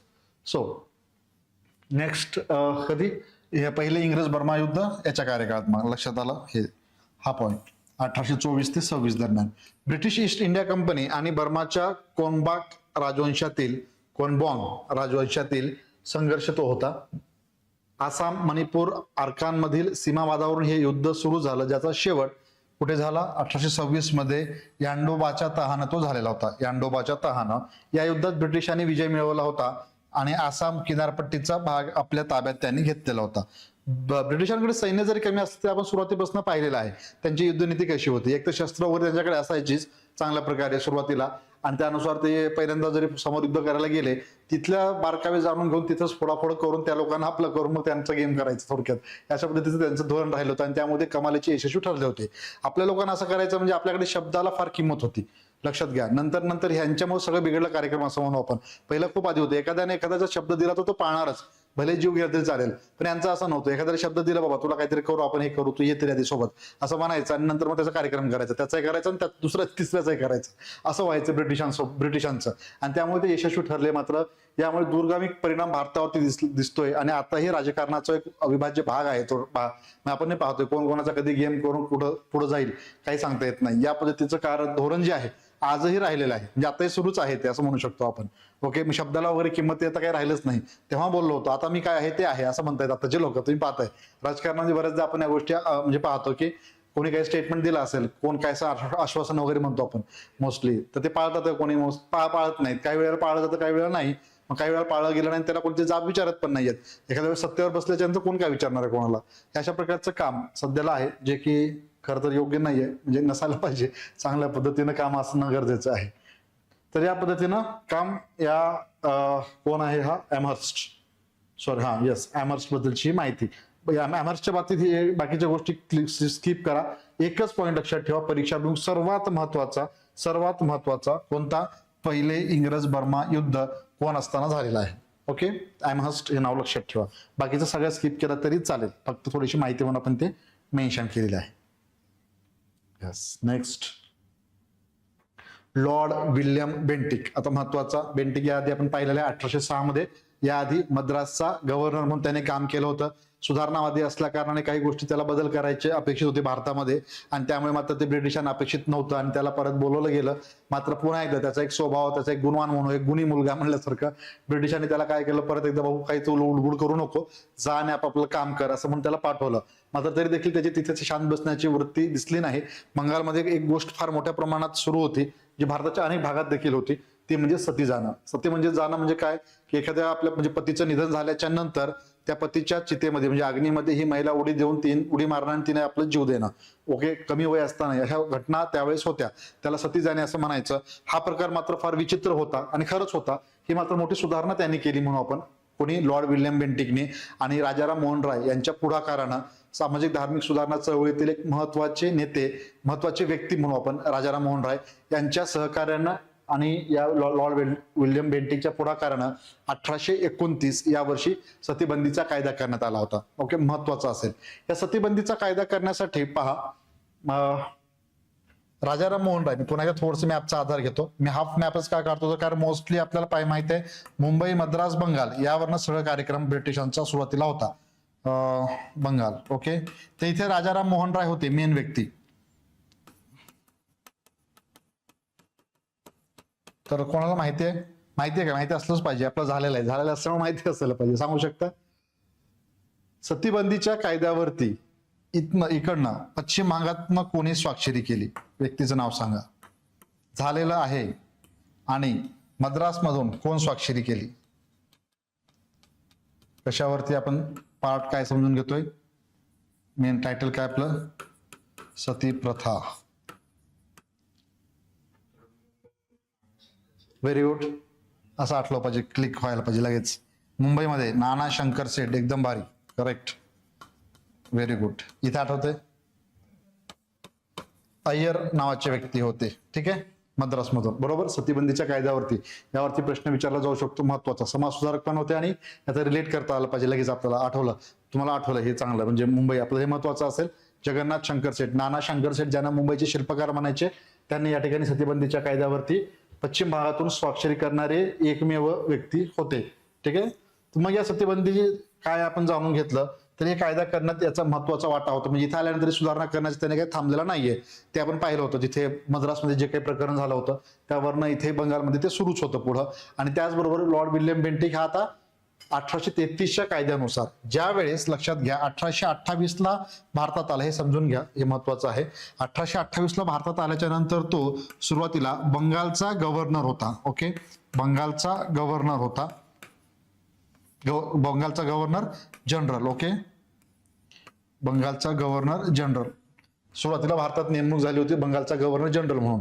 मग पुढं 1835 पर्यंत होता पदावरती. 1828च्या नंतर आणि 1835च्या मध्ये म्हणू आपण, 1833च्या कायद्यानुसार, 1833च्या कायद्यानुसार हा भारताचा पहिला गव्हर्नर जनरल झाला.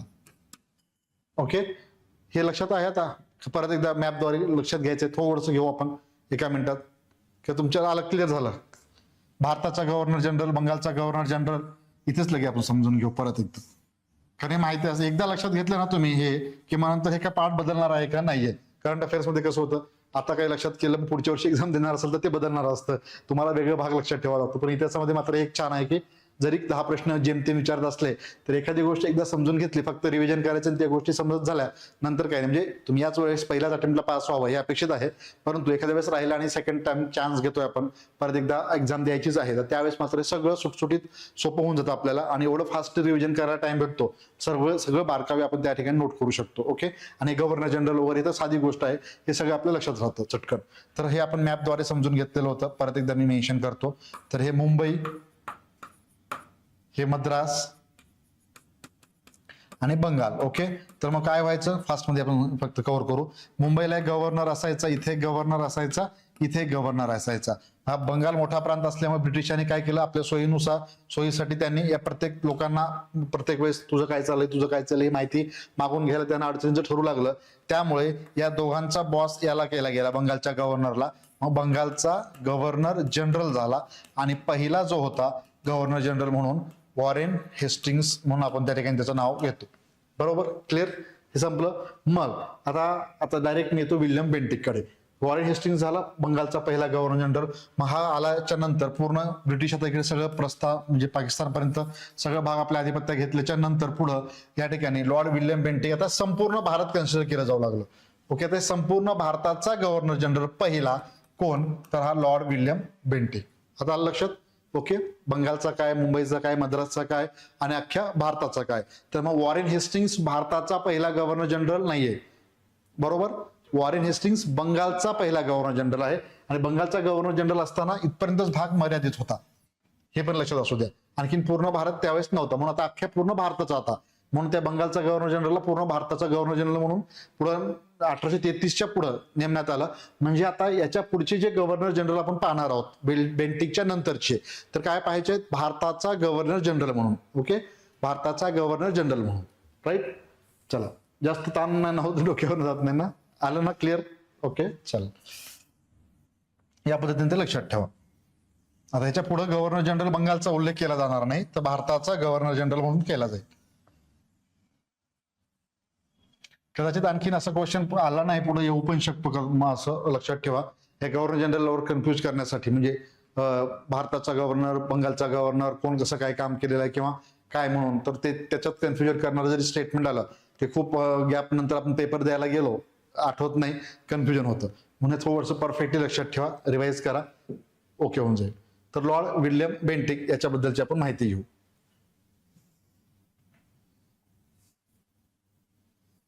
महत्वाचं कार्य त्याचं, सर्व परीक्षा मी पॉइंट्स नोट केलेत, कुठलाही भाग विचारला गेला लॉर्ड विल्यम बेंटिकचा.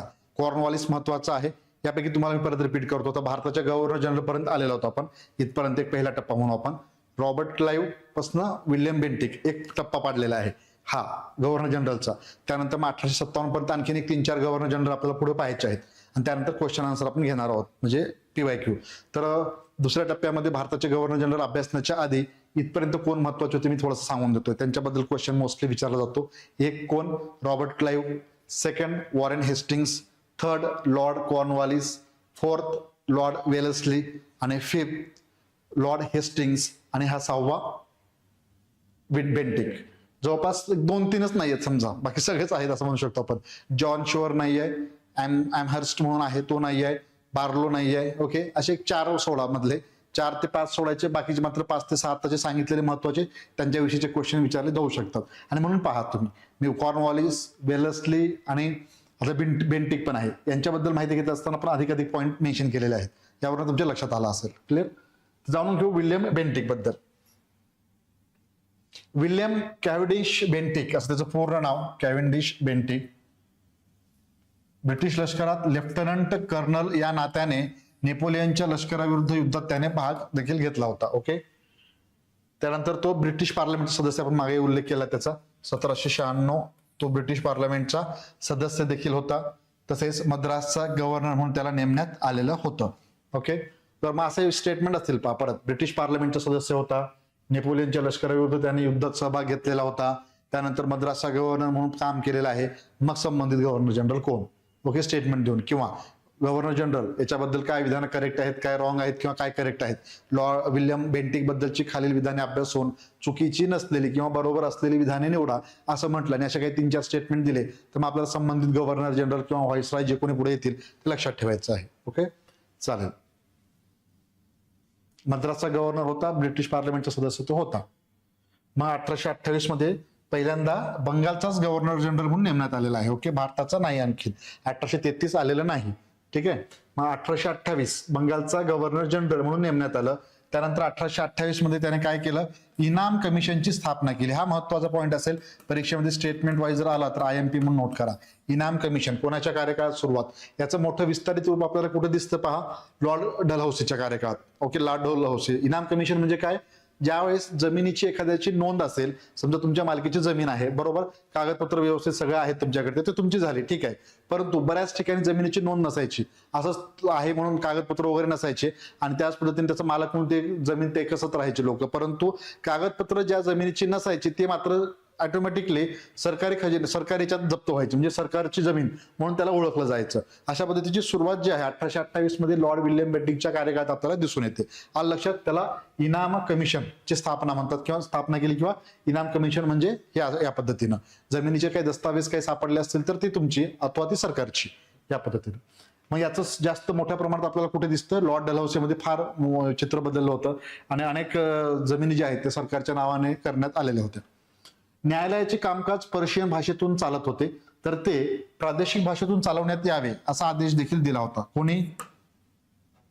विल्यम बेंटिकनं. ओके, हे महत्वाचं. इथे देखील प्रादेशिक भाषेतनं कामकाज केलं जावं असं त्याने मेन्शन केलेलं.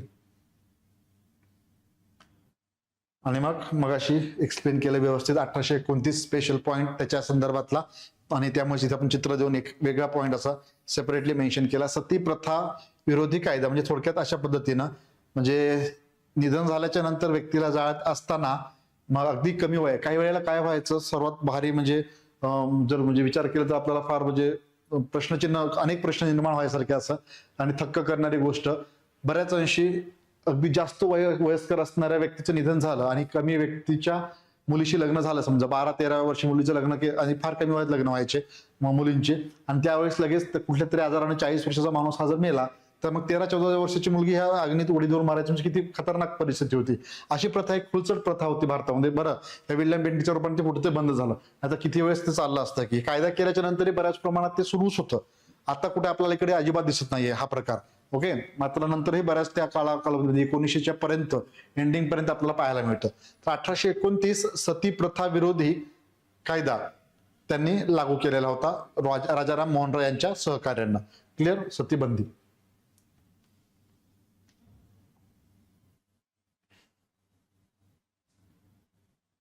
बेंटिकवर जेम्स मिल व जेरमी बेंथम या उदारमतवादी विचारवंतांचा प्रभाव होता. बेंटिकवरती कंपनीच्या नोकरांचे पगार त्यांनी कमी केले, तसेच लष्करातील वृद्धांना निवृत्त करून निवृत्ती वेतन देण्याचं ते ठरलं याच्या कार्यकाळात, ज्यामुळे राज्यकारभारातील अनावश्यक खर्च त्या ठिकाणी कमी झालेला होता. ओके, मग त्यांना वृद्ध जे होते त्यांना उगाच काम करून घेऊन त्यांना फुल पेमेंट देण्यापेक्षा निवृत्ती वेतन देण्याचं ठरवलं आणि त्यांना म्हणजे निवृत्त करून निवृत्ती वेतन देण्याचं ठरवण्यात आलेलं होतं, म्हणजे राज्यकारभारातील अनावश्यक खर्च टाळण्यासाठी.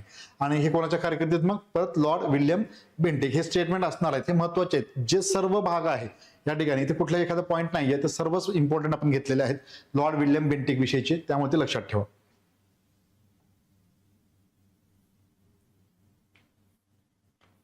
अलाहाबाद येथे महसूल मंडळाची नियुक्ती केली. ओके, महसूल मंडळ स्थापन केलं म्हणून आपण तिथे. चीनमध्ये अफूची थेट विक्री करता यावी म्हणून माळव्यातील अफू लागवडीस त्यांनी प्रोत्साहन दिलं होतं. माळवा ते मुंबई अफू पाठविण्यासाठी परवान्याची त्यांनी नवी पद्धत देखील सुरू केली होती. याचे 2 स्टेटमेंट देऊन संबंधित गव्हर्नर जनरल ओळखा असाही प्रश्न असू शकतो. म्हणून इथपर्यंत आपण डिटेल ते घेतलेला आहे, सर्वच बारकावे नोट केलेले आहेत. 33च्या चार्टर ऍक्ट नुसार आता आपण 1793चा चार्टर ऍक्ट पाहिला, काय होतं ते समजावून घेतलं. कंपनीला आता थोडेसे अधिकार कमी झाले होते, राजसत्ता प्रस्थापित झाली होती चार्टर ऍक्ट नुसार 1793च्या. त्यानंतर 1833चा चार्टर ऍक्ट, यानुसार काय झालं? मग आता 1833च्या चार्टर ऍक्ट नुसार बंगालचा गव्हर्नर हा आता संपूर्ण भारताचा गव्हर्नर जनरल बनलेला आहे. ते आपण आता मगाशी पाहिलं कशा पद्धतीने. आता गरज नाही सांगायची, क्लिअर झालं. मुंबई मद्रास बंगाल, मुंबई मद्रासवाले बंगाल या दोघांचा बंगालचा बॉस. आता बंगालचा गव्हर्नर जनरलच काय केलं गेलं इथे?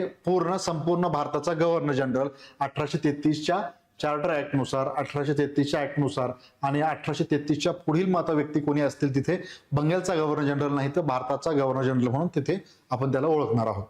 आग्रा प्रांताची स्थापना त्यांनी केली होती. ठीक आहे, कोणी केली? Lord William बेंटिकनं. आग्रा या ठिकाणी सर्वोच्च न्यायालय स्थापन केलं. ओके, 2-4 स्टेटमेंट असतील. किंवा आता पहा प्रश्नाचं स्वरूप आणखी वेगळ्या पद्धतीनं. एका बाजूला तुम्हाला लॉर्ड विल्यम बेंटिक, त्यानंतर लॉर्ड कॉर्नवॉलिस, त्यानंतर जॉन शोर असे असतील. दुसऱ्या बाजूला कायमधारा पद्धत, खर्ड्याची लढाई, त्यानंतर आग्रा येथे सर्वोच्च न्यायालय स्थापन केलं किंवा आग्राची स्थापना. मग खर्ड्याची लढाई कोण? John shore. कायमधारा पद्धत कॉर्नवॉलिस. आणि इथे आता आग्र्याची स्थापना न्यायालय कोण? किंवा आग्र्यात म्हणजे सर्वोच्च न्यायालय स्थापन केलं किंवा आग्राची स्थापना प्रांताची कोण? Lord William Bentinck. हे अशा पद्धतीने जोडायला लावायचे. त्यामुळे हे पॉईंट्स असाही प्रश्न आला तर उत्तर आपल्याला असणार आहे आपल्याकडे. म्हणजे कोणत्या आता गव्हर्नर जनरल बद्दल प्रश्न आला समजा 1757 ते 1857 आपण पाहतोय, या दरम्यान कोणत्या प्रश्न आला या टॉपिक वरती, तर हे इथनं असणार आहे या नोट्स मधून, लक्षात घ्या. फक्त व्यवस्थित पहा, यात गडबड नको. ठगांचा बंदोबस्त केला. ठग थोडक्यात ते पेंढारी प्रमाणच होते. ठग म्हणजेच काय, लुटण्याचं काम करणं, 4 पैसे हे करणं, बळकावणं, हा प्रयोग मोठ्या प्रमाणात सुरू होता आणि त्यामुळे त्यांचा बंदोबस्त यांनी केला.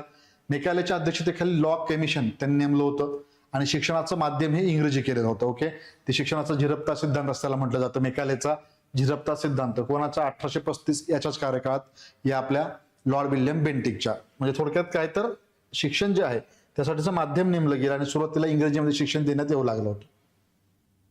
मग कलकत्ता येथे पहिल्यांदा वैद्यकीय महाविद्यालय कोणी सुरू केलं, कोणाच्या कार्यकाळात, 1835 लॉर्ड विल्यम बेंटिकच्या. हिंदू धर्मानुसार ज्या व्यक्तीने दुसऱ्या धर्माचा जर स्वीकार केला त्याला वडिलोपार्जित संपत्ती मिळत नसे. ओके, दुसऱ्या धर्माचा स्वीकार केला तर. पण बेंटिकने काय केलं की जर ईसाई धर्म म्हणजेच काय ख्रिश्चन धर्म जो आहे जर कोणी स्वीकारला तर त्याला धर्मांतरित व्यक्तीला अशा संपत्तीतील हिस्सा मिळेल असा आदेश त्या ठिकाणी त्यांनी जारी केला होता. म्हणजे थोडक्यात आता धर्म तुम्ही ख्रिश्चन धर्म जर घेतलं तर मात्र तुम्हाला संपत्तीचा वाटा मिळेल असं काही नाहीये, हिंदू लोकांनी जरी असं ठरवलं तरी. यामुळे काय झालं, परत एकदा आणखीन भारताच्या धर्मात ढवळाढवळ ब्रिटिश लोक करीत आहेत असा एक फतवा त्या ठिकाणी निर्माण झाला आणि बरेच लोक त्या दरम्यानच्या काळात ख्रिश्चन धर्म स्वीकारत पण होते आणि यामुळे ते तिथे असं झालं की मग आता हे लोक पूर्ण भारत आता परत ख्रिश्चन करणार आणि हिंदू लोक इतर राहणारच नाहीत असंही लोकांमध्ये प्रसार होत गेला होता आणि याचा फटका पुढे ब्रिटिशांना बसतोय की असं वाटू लागलं होतं आणि मोठ्या प्रमाणात आपल्याला काही काही भागातनं उठाव व्हायचा दिसतातच. त्याचं फलित आपल्याला पुढे 1857च्या उठावाच्या निमित्त दिसतं आणि त्याला मेन रिझन आहे आपल्याला माहिती आहे, धार्मिक कारण जे होतं त्यामुळे आपण ते पेटलं गेलं आणि त्यानंतर त्यावेळेसच्या माहिती तिथे घेऊ आपण. ओके, सो या पद्धतीनं इथे मात्र त्याने बेंटिकनं जे धर्मांतर करतील, ख्रिश्चन धर्म स्वीकारतील त्यांना संपत्तीत हिस्सा मिळेल असं सांगितलं होतं. मग काही संस्थांनी खालसा केली होती, म्हणजे त्यांनी त्याच्या ताब्यात घेतली. खालसा मीन्स कुर्ग असेल, ओके, काचर, जेतिया, म्हैसूर हे सर्व संस्थाने त्यांनी आपल्या अधिपत्याखाली घेतली होती. तसेच ग्रँड ट्रंक रोडच्या निर्मितीस सुरुवात देखील केली आणि पेन्सुला व ओरिएंटल या आगबोट कंपन्या ज्या आहेत ते त्याने सुरू केलेल्या होत्या. त्याचा उद्देश काय आहे आगबोटीच्या कंपन्या सुरू करण्यामागे, तर भारत आणि इंग्लंड दरम्यान वेगवान टपाल प्रवासी वाहतूक सुरू करणे. उद्देशासहित मेन्शन केलेलं लक्षात घ्या. कोणी सुरू केलं, मोस्टली क्वेश्चन असतो कोणाच्या कारकिर्दीत, पेनिन्सुला व ओरिएंटल या आगबोट्या कंपन्या सुरू केल्या. कोणाशी संबंधित, लॉर्ड विल्यम बेंटिकशी. नेमकं कशासाठी, तर भारत टपाल किंवा असे प्रश्न असेल बा थोडंसं आणि टफ लेवलला जाऊ आपण. पेनिन्सुला व ओरिएंटल या आगबोट कंपन्या कोणत्या कारणासाठी सुरू करण्यात आल्या. ओके, मग भारतातून जहाजाच्या माध्यमातून व्यापार करणं असं काहीतरी असेल, वेगवेगळे स्टेटमेंट असतील तिथे किंवा बंदुकाच्या संदर्भात काहीतरी मेन्शन केलं असेल तर ते काही नाहीये. तर ते लक्षात ठेवा, रिझन काय, उद्देश नेमकं भारत इंग्लंड दरम्यान वेगवान टपाल आणि प्रवासी वाहतूक करणे हा त्यामागचा मुख्य उद्देश आहे. यस, मला वाटतं आपण आजच्या भागात इथेच थांबणार आहे. ओके, सो रॉबर्ट क्लाइव्ह प्रश्न, काल 2 गव्हर्नर जनरल पाहिले होते आपण आणि आज आपण पुढील काही 10 गव्हर्नर जनरल म्हणून आपण ते कम्प्लीट केलेले आहे त्यांच्या रूपानं जवळपास. आणि आजच्या भागात इथेच थांबूया. इथे थांबण्याचं एक रिझन आहे, 1-2 टप्प्यात एकदमच असं हे नको की तुम्हाला वाचायला थोडा वेळ पण मिळेल, एकदम सगळं एकत्र गव्हर्नर जनरल कम्प्लीट करायचं म्हणून आणखीन वाढवत बसण्यापेक्षा हा एक टप्पा इथे का, तर 1833 ऍक्ट नुसार या ठिकाणी लॉर्ड विल्यम बेंटिक आता भारताचा गव्हर्नर जनरल झाला. त्यामुळे याच्यापासून आपल्याला पुढील गव्हर्नर जनरलची माहिती घ्यायची म्हणून एक हाफ टाइम असं म्हणून आपण इथे थांबलो आपण. आणि यानंतर जे गव्हर्नर जनरल असतील भारताचे त्यांच्याबद्दलची माहिती कुठपर्यंत घ्यायची आपल्याला, 1757 पर्यंत, सॉरी 1857 पर्यंत. 1757 ते 1857 हा कालावधी. 1857ला मग शेवटचा गव्हर्नर जनरल जो असेल लॉर्ड कॅनिंग भारताचा, तिथपर्यंत आपल्याला माहिती घ्यायची आहे. तोच परत पुढे व्हाईसराय झाला भारताचा पहिला. मग ते व्हाईसराय नाव चेंज झालं म्हणून आपण, गव्हर्नर जनरलचं व्हाईसराय, बाकी काही नाही असं. तर तो भाग जो आहे तर तो आपण 1857चा उठाव, त्याच्या आधी आपल्याला काय काय पाहायचं तुम्हाला मी आधी सांगून देतो इथे. म्हणजे हे गव्हर्नर जनरल झाले की आधी PYQ आपण घेणार. PYQ संपलं की आपलं त्यानंतर असेल मग सामाजिक धार्मिक सुधारणा चळवळ आणि काही घटना म्हणजे कायदे जे आहेत महत्वाचे आहेत. 1793, 1833चा कायदा, काही कायदे विचारले जातात परीक्षेमध्ये. थोडीशी शैक्षणिक सुधारणा, सामाजिक धार्मिक सुधारणा चळवळ आणि हे कायदे, हे 3 टप्पे. याच्यानंतर मग 1857चा उठाव महत्वाचा भाग आणि त्यानंतर मग व्हाईसराय, 1857च्या नंतरचे व्हाईसराय हे आपल्याला पाहायचे. आणि त्यानंतर 1857च्या उठावाच्या म्हणजे उठावाच्या नंतर व्हाईसराय पाहिल्याच्या नंतर मग राष्ट्रीय सभा, राष्ट्रीय सभेच्या निमित्त मग दादाभाई नौरोजी, न्यायमूर्ती रानडे, फिरोजशाह मेहता, गोपाळकृष्ण गोखले यांच्याही कारकिर्दीचा आढावा आपल्याला घ्यायचा आहे. या टप्प्यात हळूहळू आपल्याला पुढे जायचं. क्लिअर? या माध्यमातून सर्व कव्हर करण्याचा प्रयत्न करू. अगदीच कुठे फास्टली नाहीये, शिस्तबद्ध चाललोय आपण. सर्वबद्दलची माहिती कुठेही स्किप न करता. जिथे कुठे वाटलं कुठला भाग समजला नसेल किंवा रिपीट सांगायचंय तुम्ही सांगा, आपण परत ते कंटिन्यू करू. चालेल? चालतंय. मग आजच्या भागात थांबवता.